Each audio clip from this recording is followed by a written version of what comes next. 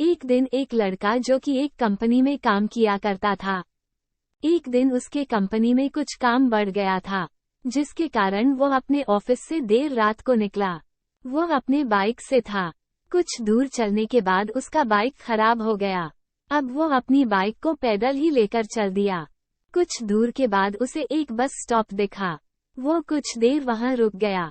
उसके पास एक साधु आकर बैठ गया। वो इस साधु से भी बात करने लगा। बात ही बात में इस लड़के ने कहा, बाबा, मैं किसी भी भूत प्रेत को नहीं मानता हूँ, बस सब झूठी बातें हैं। साधु ने कहा, तुम भले ही भूत प्रेत को मानो या फिर न मानो, लेकिन तुम यह न कहो कि भूत प्रेत नहीं होते हैं। ये सब कुछ होते हैं। इस पर उस लड़के को थोड़ी सी हंसी आ गई। उसने कहा, भूत होते हैं तो क्यों हमें नहीं दिखते हैं? क्या आप मुझे अभी कोई भूत दिखा सकते हैं? साधु को लग गया कि अब इसे जरूर ही भूत दिखाना होगा। साधु ने लड़के को शमशान घाट की ओर चलने को कहा। फिर क्या था, वो दोनों चल दिए।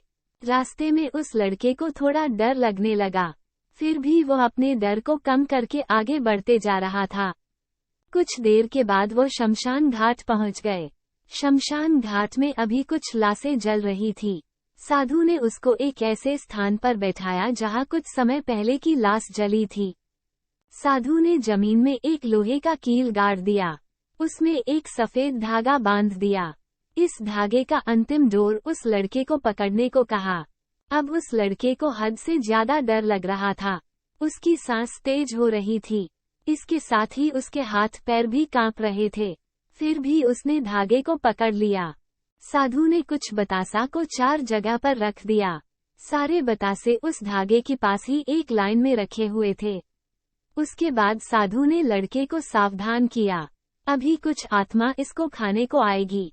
जब तक वो इसको खाकर चले न जाए तब तक तुम अपने हाथ के धागे को मत छोड़ना। यदि तुम ऐसा करते हो तो तुम्हें नुकसान हो सकता है। फिर साधु से मंत्र पढ़ना शुरू कर दिया। कुछ मंत्र पढ़ने के बाद साधु ने उस लड़के को आंख बंद करने को कहा। फिर कुछ देर के बाद ही आंख खोलने को कहा। जब उस लड़के ने आंख खोला तो वो जो देख रहा था, उसे उसके ऊपर विश्वास ही नहीं हो रहा था। वास्तव में वहाँ 4 आत्मा थी, जो कि बतासे को खा रही थी। लेकिन जब उसने ये देखा कि उसके पड़ोस में रहने वाले व्यक्ति की आत्मा भी वहाँ है, जो कि कुछ दिन पहले ही मर गए थे, तो उसके हाथ से धागा छूट गया। अब वहाँ पर वो साधु भी नहीं था।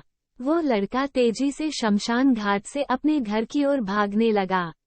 जब वो अपने घर की ओर जा रहा था तो उसे पीछे से कोई उसका नाम लेकर बुला रहा था। उसको पीछे से कई तरह की आवाज आ रही थी। उस लड़के ने पीछे मुड़कर नहीं देखा। अपने घर जाने के बाद उसने ये सब कुछ अपने माता पिता से बताया। फिर वो अपने कमरे में सो गया। अगले दिन उसकी आंख उसी शमशान घाट में खुली और उसी स्थान पर जहां पर उसने आत्मा को देखा हुआ था। इसके बाद वो दिमागी तौर पर बीमार रहने लगा।